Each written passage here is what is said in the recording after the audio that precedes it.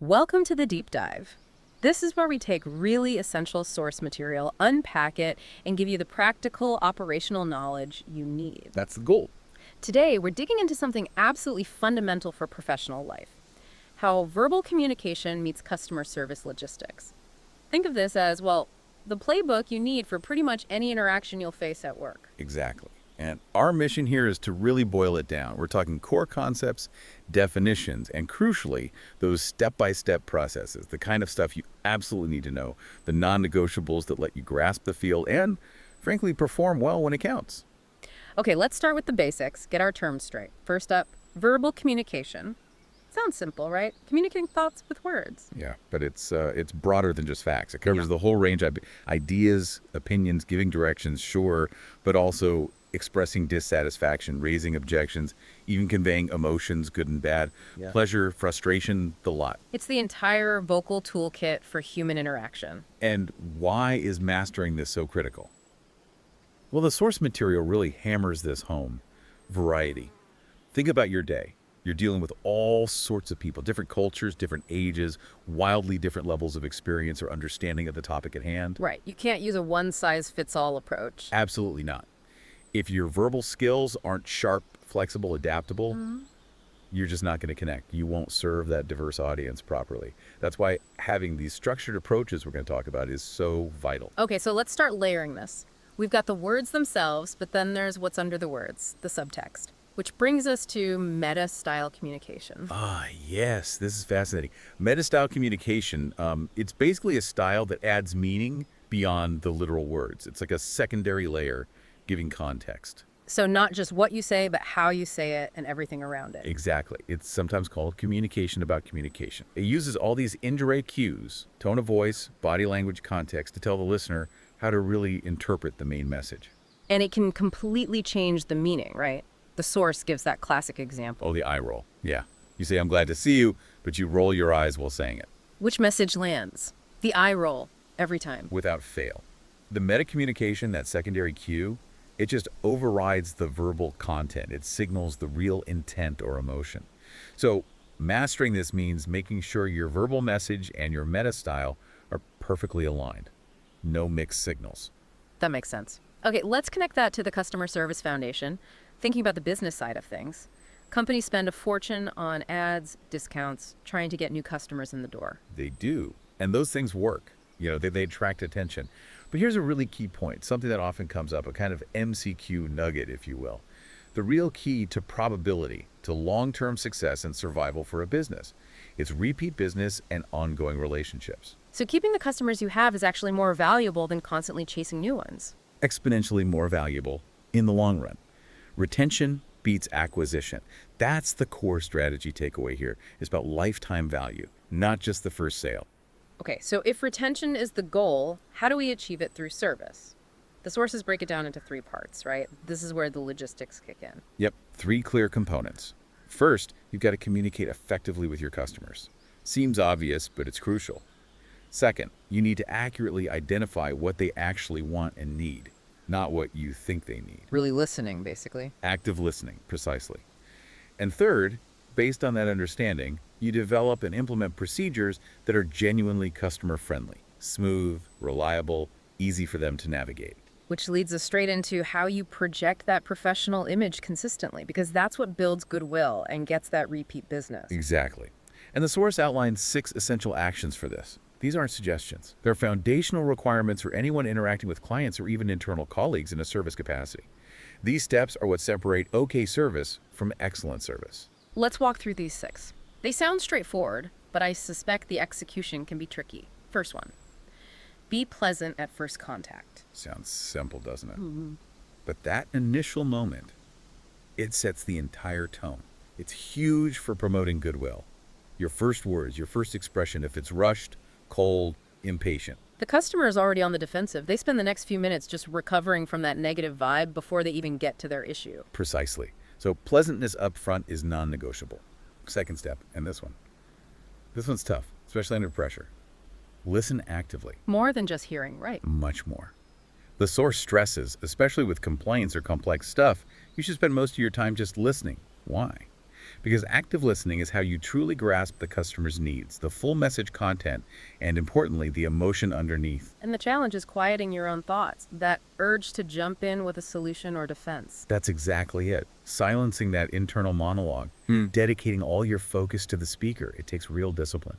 Okay, third, ask questions. Don't just assume you've got it all figured out. Never assume, especially if the customer's emotional or maybe rambling a bit. Asking specific, clarifying questions, make sure you have all the facts before you try to solve anything. Plus, it shows you're diligent, you respect their situation's complexity. And it proves you were actually listening actively because you know where the gaps are. Right. Leads perfectly to number 4. Exceed expectations. We hear this a lot, but how did the sources define it professionally? They say excellent service is the ability to consistently exceed expectations, the key word being consistently. Exactly. It's not about one heroic effort. It's about making above and beyond the routine standard. And that usually requires good internal processes that empower the person on the front line to do that little bit extra without needing, 5 levels of approval. Makes sense. Number 5 tackles a common trap, especially in sales-driven roles. Provide service without immediate payoff. Yeah. This means looking beyond closing the sale right now or getting off the call quickly. You need to be willing to invest the time, maybe an extra 5-10 minutes, to really listen, answer detailed questions, sort out a complex issue, even if there's no immediate commission or direct benefit for you or your department. It's a long-term play, building goodwill that fuels that repeat business later. It's exactly that, an investment. And finally, number 6, respond personally. Dealing with a real person, not a robot, or getting bounced around. Precisely. When people have a problem, especially a frustrating one, they want a human connection. The Force points out our natural tendency is often avoidance, especially with someone upset. We have to fight that instinct. Deal directly, openly, personally. That human touch is critical for projecting a professional, caring image. Okay, that idea of responding personally transitions us nicely into empathy. Because dealing with someone upset or confused, it requires more than just ticking boxes. It needs real understanding. Absolutely. Empathy, at its heart, is your ability to grasp another person's feelings, their state of mind. In customer service, that translates to recognizing, understanding, and then this is key, responding appropriately to their needs, wants, and their emotional state right now. It's not feeling sorry for them, it's seeing it from their side. Exactly. Understanding their perspective. Yeah. And to make this practical, the sources give us 5 concrete steps for communicating empathetically. Let's break those down. Step 1, determine the context. Why are they even contacting you? Right. Is it routine? Are they buying something new? Just need a quick question answered. Or are they calling to complain? Because the starting point, the emotional baseline, is completely different if they're already upset about a product or service. Knowing that context shapes your entire approach. Okay, step 2, address your customer's emotions. If they sound angry, frustrated, disappointed, you need to acknowledge that directly, empathetically. Don't ignore it. Saying something like, I can hear how frustrating this situation has been for you, validates their feeling. It lowers the temperature immediately, much more than just saying, okay, what's the problem? Step 3 is about comfort. Put customers at ease. What if they seem hesitant or uncomfortable? That's important too. Maybe they're nervous about explaining something complex, or even anxious about sounding angry. Your job is to make it okay for them to feel whatever they're feeling. The source mentions being sensitive here. Some cultures or individuals really discourage showing negative emotions openly. So validating their feelings, is completely understandable you'd be upset about this, can help them open up. Makes sense. Step 4 is a powerful one. Acknowledge customer efforts. Yeah, this is huge. Remember, before they reached you, they probably tried other things. Maybe wrestled with a confusing website, waited on hold forever, tried a fix that didn't work. And failed attempts just add layers of frustration. Exactly. They're not just mad about the original problem anymore. They're exhausted and annoyed by the runaround. Acknowledging that effort, it sounds like you've already spent a lot of time trying to sort this out, shows you get it. And the 5th step is very tactical, about language structure. Use listener-centered language. Yes, focusing on your language. Instead of saying, our policy requires us to do X, phrase it as, so that you can get this resolved quickly. The first step you'll need to take is, it frames everything around their benefit, their outcome. The source really highlights this structural shift, making it clear how it helps the listener understand the purpose and relevance immediately. Got it. Okay, so we've built empathy. Now we need to actually solve the problem, which means asking questions to understand problems. This is about using the right tools for inquiry. Right, mastering the question spectrum.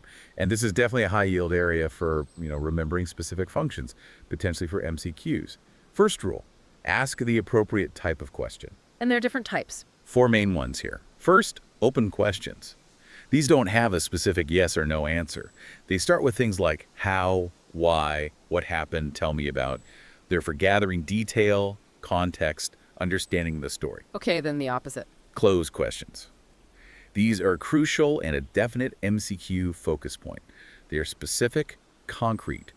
They usually want a yes or no, or a specific fact, an account number, a date, a confirmation.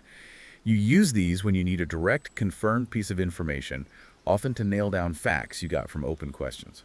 So open to explore, closed to confirm. What else? Follow-up questions.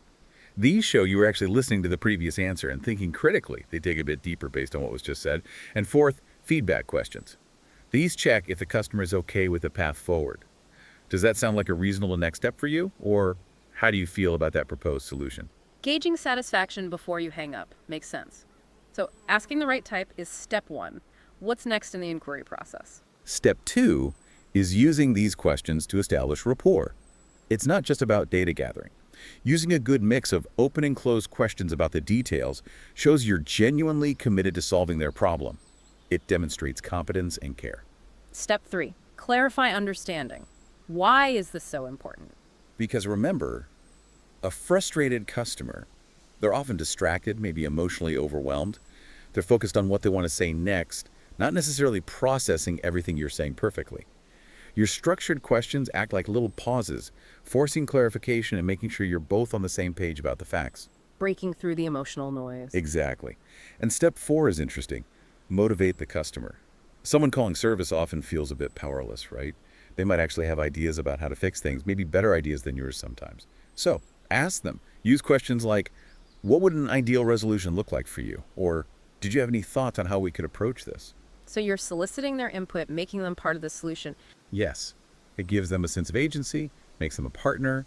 They're far more likely to accept a resolution if they feel they had a hand in shaping it. Okay, that covers understanding the problem. Now for the really tough interactions, delivering bad news and handling anger. Let's start with denying a request. Oof, Nobody likes doing that. definitely not. Yeah. And the number one goal here isn't just saying no. It's saying no in a way that maintains goodwill or even fosters it. The source is crystal clear. The indirect approach is much better for the professional relationship. Indirect meaning. You don't just blurt out no. Right. You soften it. You explain the context first. It manages their psychological reaction to the bad news much more effectively than a blunt refusal. And there's a specific process for this. 5 steps. Yes, a 5-step process, and sticking to it is crucial for doing this well. Step 1, rephrase the request. Say it back to them in your own words. Kind of. Express it slightly differently to make sure you absolutely understood what they were asking for and its importance to them. It shows the denial isn't arbitrary. It's based on a full understanding of their need. Okay. Step 2. Explain the reasons, the why behind the no. Yes, but here's the tricky part. Explain why it's necessary. Maybe it's policy, capacity limits, regulations, but do it without using negative words if possible. Instead of, we can't do that because our policy forbids it, try something like, the way these accounts are structured under current guidelines means the system allows for options A and B, but not option C at this time. Frame it as an objective constraint, not you rejecting them. That takes some careful wording. Okay, step 3. Tell them what you can do. This is the pivot. Right after explaining the why not, immediately offer an alternative, a partial solution, something. Focus the end of your statement on what is possible. While we can't do X for regulatory reasons, what we can offer is Y, which might help achieve a similar outcome. It leaves them with a sense of possibility, not just a dead end. Step 4 sounds intriguing. Try turning a no into a yes. How does that work? This is about flexibility and creativity. Can you meet the underlying need, even if the specific request is impossible? Maybe offer a delayed timeline, a slightly different service, a referral to someone who can help. It's about thinking outside the box to satisfy them without breaking rules or causing problems for the business, finding that workaround. And the final step, step 5, circles back to something we discussed earlier. Be aware of nonverbal communication. Absolutely critical here. You could follow steps 1 to 4 perfectly, but if your body language screams negativity, you've lost. You need a polite but firm tone. Good posture, stand tall, he shows confidence, maintain eye contact for sincerity, and crucially, avoid defensive poses like crossing your arms. That just signals hostility or shutdown, undermining everything else. Right, your body has to match the careful words. Okay, now for the real stress test. Coping with angry customers. Yeah, the pressure cooker. The absolute key here is mindset. Your gut reaction might be to defend yourself, your company, your actions. You have to fight that urge. Understand why they're angry. Usually it's because they feel undervalued or ignored by the system. And the anger is an attempt, maybe subconscious, to regain control over a situation they feel has gotten away from them. So it's not personal, even if it feels like it. It's about their feeling of powerlessness. Exactly. Take the problem seriously, but don't take the anger personally. And that mindset shift helps you follow the 5 steps for handling it. Okay, what are the steps? Step 1, remember why they are upset. Keep focused on the actual issue. The faulty product, the service delay, the billing error. Don't get drawn into arguing about their tone or volume. Stay focused on the root cause. That helps you stay neutral. Step 2, avoid an audience, if possible. Yeah, try to minimize the public spectacle. If you can move to a private office, great. If not, even just lowering your own voice and suggesting stepping slightly aside can help. It removes the performance aspect and reduces potential embarrassment for everyone. Step 3, stay calm and neutral. Easier said than done. Oh, definitely. But your calm is their anchor. If you stay measured, speak evenly, don't raise your voice, it prevents the situation from escalating. Anger often feeds off mirrored anger. Your neutrality breaks that cycle. Step 4, explain how you will help. Shift to solutions. As soon as you've heard them out and shown empathy, pivot immediately. Okay, I understand the problem. Here's what I'm going to do right now to start fixing this. Give them a clear, concise action plan.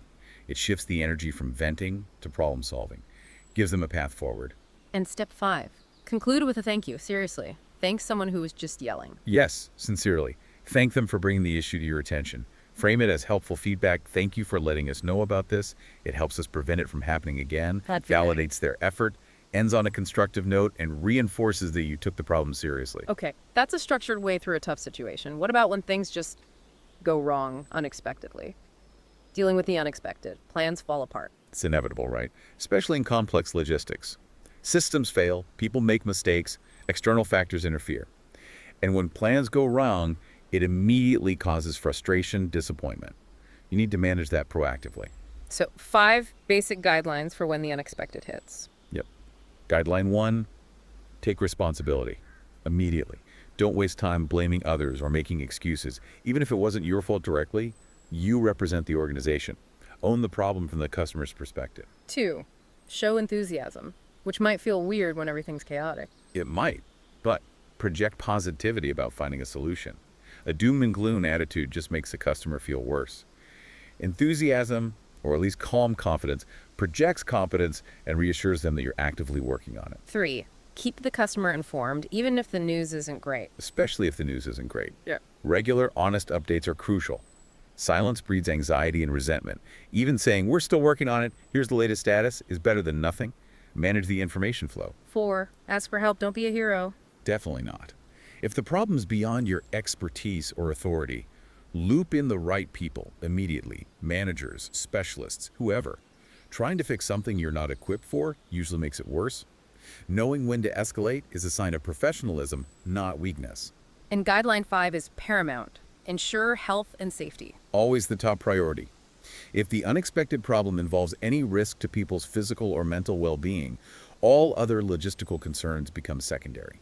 Safety first, always. Okay, we've covered handling tough moments. Let's zoom out a bit and look at the context these interactions happen in. Formal versus informal communication. This seems like a key distinction for understanding professional life. It really is. And the source highlights this comparison, likely because the differences are clear-cut and important to grasp again, potentially useful for those quick recall situations. Informal communication can be anything, really a quick chat, a nod, even silence can communicate informally. Formal communication is much more structured, planned. Let's break down those key differences they highlight. First, scheduling. Simple enough. Formal is scheduled ahead of time. Think meetings, presentations, report deadlines. Informal, it's spontaneous. That chat by the coffee machine, a quick question in the hallway. Unscheduled. Next, participants. Who's involved? In formal settings, The participants are arranged, and they're usually acting in a specific role. The manager chairing the meeting, the employee presenting, the client receiving the pitch. In informal settings, it's often random participants, and they're generally out of role, just colleagues chatting as equals. Okay, and the agenda. Formal has a preset agenda. You know what you're there to discuss. Informal. The agenda is unarranged, it emerges from the conversation, shifts on the fly. Now, flow and content. This sounds important. Formal is often one way with impoverished content. What does that mean? Impoverished here doesn't mean bad, necessarily. It means the content is filtered, standardized, maybe lacking nuance or deep context. Think of a company-wide policy memo. It's designed for clarity, maybe legal safety record keeping. It sacrifices richness for precision and broad reach. It's often one way, like a broadcast. Whereas informal is the opposite. Exactly. Informal communication is interactive, back and forth, and it has rich content full of nuance, context, immediate questions, clarifications.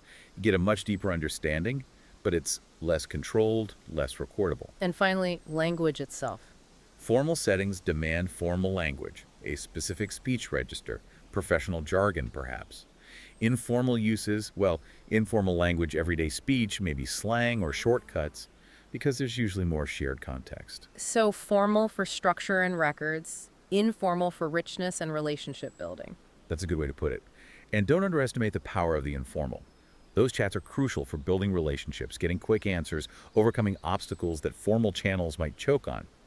But, and this is key, you still need to maintain professionalism, stay positive, and use those opportunities constructively. Okay, that framework is helpful. Now, underlying success in both formal and informal settings is a skill we touched on earlier, active listening. Let's define that properly. The definition is key. Active listening is a way of listening and responding that improves mutual understanding. It's not passive hearing, it's an engaged process, and the source gives 6 essential rules for mastering it. 6 rules, let's tick them off. Rule 1. Offer full attention. Sounds basic, but it means really tuning in. Put down the phone, close distracting tabs on your computer, lean in slightly, focus. Rule 2. Use nonverbal signals. Show you're listening. Exactly. Nodding, maintaining eye contact, appropriate posture. These are the metacommunication cues that confirm you're engaged, not just physically present. Rule 3.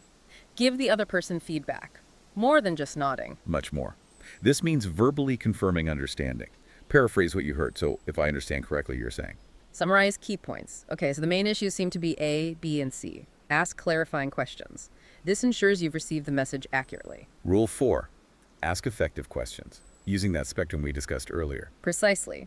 Open-closed follow-up questions to explore, confirm, and deepen understanding. Rule 5 sounds like the real mental discipline part.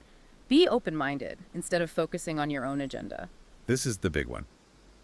Consciously silencing that inner voice that's already crafting your reply or thinking about what you want to say next. You have to dedicate your mental energy purely to receiving and understanding their full message first. It's the difference between truly listening and just waiting for your turn to talk. That takes practice. And Rule 6. Do not lie or exaggerate. Maintain integrity in your responses and feedback. If you say you'll follow up, follow up. Be truthful in your summaries and clarifications. Trust is built on this. Mastering those 6 rules seems fundamental, and it leads us naturally into applying these skills in specific contexts like negotiation and conflict management. Let's start with negotiation. Yeah, negotiation is everywhere in professional life, business deals, project scope, resource allocation, even internal discussions. And the source is firm. Avoiding negotiation is not recommended. It's a necessary skill for navigating dependencies and achieving goals. So how do you approach it effectively? 5 essential elements. Yes, things you need to prepare or keep in mind. 1. Claim the right to negotiate. Recognize your position, your value, your legitimacy in the discussion. Don't undervalue your stance from the start. 2. Look for solutions acceptable to all sides. It's not about winning at all costs. Absolutely not. The goal should be a sustainable outcome, ideally a win-win, or at least a solution everyone can live with and implement. Think long-term relationship, not just short-term gain. 3. Establish goals. Know what you want beforehand. Critically important. Define your desired outcome, your minimum acceptable outcome, your priorities. If you don't know what success looks like, you're just reacting. 4. Identify alternatives. What if this negotiation fails? This is your BATNA best alternative to a negotiated agreement. What's your plan B? Knowing your alternatives gives you power, confidence, and a clear point at which to walk away if necessary. And 5, do your homework. Preparation is key. Non-negotiable. Research the other party, understand their needs and constraints, gather all the relevant facts and data. Preparation is probably the single biggest factor in successful negotiation. Okay, that's negotiation. What about conflict? The source says it's inevitable. Pretty much. Anytime people rely on each other to get work done, which is basically any team or organization, there's potential for conflict. Different priorities, misunderstandings, resource scarcity, it's bound to happen. So the focus isn't on preventing it entirely, but on managing it constructively when it arises. And there are 5 steps for managing it. Yes, 5 key steps. 1, develop perspective. Take a breath, step back from the immediate emotion, try to see the situation objectively, understand all sides. 2, acknowledge the conflict. Don't pretend it doesn't exist. Right. Ignoring it or suppressing it just lets it simmer and usually get worse. Openly stating, okay, it seems we have a disagreement here we need to resolve is the first step. 3, keep communicating, even when it's hard. Especially when it's hard. Shutting down communication leads to assumptions, rumors, and makes resolution impossible. Keep the dialogue open, even if it needs to be carefully managed or mediated. 4, avoid manipulation and intimidation. Fight fair. Absolutely. Stick to the facts, use logical arguments, focus on interests, not positions. Don't resort to power plays, threats, or trying to emotionally manipulate the situation. Maintain professionalism. And 5, this seems crucial. Focus on the problem, not the individual. Yes, this is the golden rule. Yeah. Separate the issue, the missed deadline, the budget overrun, the process disagreement from the person involved. Attack the problem together, not the person. Assume positive intent if possible.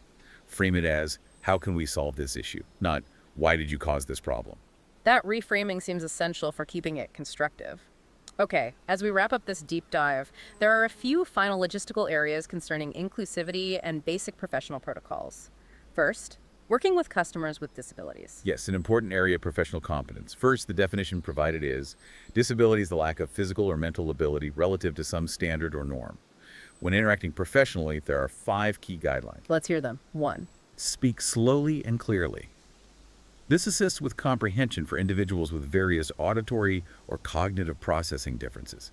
Just clarity and pacing, 2, maintain eye contact. just as you would with anyone else. It shows respect and direct engagement, focusing on the person, not any disability they may have. 3, let them set the pace. Don't rush them. Exactly. Allow them the time they need to communicate, process information, or perform actions. Don't try to finish their sentences or anticipate their needs impatiently. Respect their timing. 4, always ask first before offering assistance. Crucial. Don't just jump in and assume they need help with something, whether it's opening a door or navigating a form. Ask respectfully, would you like some assistance with that? Or how can I best help you with this? Respect their autonomy. And 5, use appropriate language. Be mindful of your words. Use person-first language, a person with a disability rather than a disabled person, and avoid outdated or offensive terms. Keep your tone respectful and professional. Good guidelines. Next, a potentially thorny topic. Dealing with office politics often has a negative ring to it. It often does, Right. but the source offers a more constructive perspective. Yeah. It suggests thinking of office politics not as backstabbing, but as necessary networking behavior that helps you fairly advance your career. It's about visibility, making sure your skills and contributions are noticed appropriately. So, navigating it professionally rather than getting dragged into negativity, what are the elements for that? 5 essential elements. 1, learn the company culture. Understand the unwritten rules, the informal power structures, who the key influencers really are beyond the org chart. 2, avoid taking sides. Stay neutral in disputes. As much as possible, especially in conflicts that don't directly impact your work or responsibilities, taking sides can alienate people and limit your future influence. Neutrality often preserves relationships across different groups. 3, communicate professionally at all times. Consistency matters. Absolutely. Whether it's a formal email, a big meeting, or just a casual chat in the break room, maintain that professional standard in how you speak and write. Your reputation depends on it. 4, treat people with respect. Everyone. Everyone, from the CEO down to the interns or cleaning staff. Your reputation for treating all colleagues with basic dignity and respect is incredibly valuable political capital. It shows character. And 5, support the company's goals and strategic initiative. Show alignment. Yes. Demonstrating that your work and priorities align with the overall mission of the organization provides objective evidence that your success benefits the company. It makes advocating for your advancement much easier. Okay, final logistical point. Making proper introductions seems basic, but maybe overlooked. It can be, but introductions aren't just formalities. They serve a real purpose, making people feel comfortable, encouraging them to communicate, and starting off relationships on the right foot. Good introductions facilitate everything else we've talked about. And the source mentions specific contexts. Yes, it details 4 settings where introductions are key. Basic social settings, formal business settings, introducing clients and customers to your colleagues, very important, and the slightly trickier skill of introducing one person to an entire group. In each case, the goal is the same. Bridge the gap, make people feel included, and set the stage for positive interaction. So we've covered a huge amount of ground here, from the subtleties of meta-style communication. Right, understanding that layer beneath the words. All the way through to the very specific step-by-step logistics for handling tough situations like denying requests, managing anger, dealing with the unexpected. And the core skills underpinning it all, like active listening, navigating formal versus informal channels, negotiation, conflict management. Plus those essential final points on inclusivity and basic protocols like introductions, it really does feel like a comprehensive framework. It is. And hopefully you can see how these detailed steps, the 6 rules for listening, the 5 for empathy, the 5 for denial, the 5 for anger, they all connect. They form a cohesive system for professional communication. It's not just random tips, it's a blueprint. A blueprint designed to achieve that consistency in service that drives repeat business and goodwill. You really do have the playbook now. Exactly. So maybe a final thought to leave you with, connecting back to some of those core principles. We talked about empathy needing those 5 steps to understand another state of mind. And active listening requires you to genuinely set aside your own agenda. Right, really focus on them. We also know that denying a request effectively requires that careful 5-step indirect approach using listener-centered language. So here's the question. In a real-world high-pressure situation, maybe you're short-staffed, facing deadlines, dealing with a difficult customer, how often does that professional environment truly allow you to fully push past your own justifications, your own agenda, and dedicate yourself completely to listener-centered language and empathy, especially when delivering bad news? Which of these concrete, specific steps, like taking the disciplined pause to rephrase their request before you deny it, or genuinely trying to turn that no into a yes, which step do you find is the absolute hardest to implement consistently when the heat is on? Something to reflect on as you take this playbook out into your own professional interactions.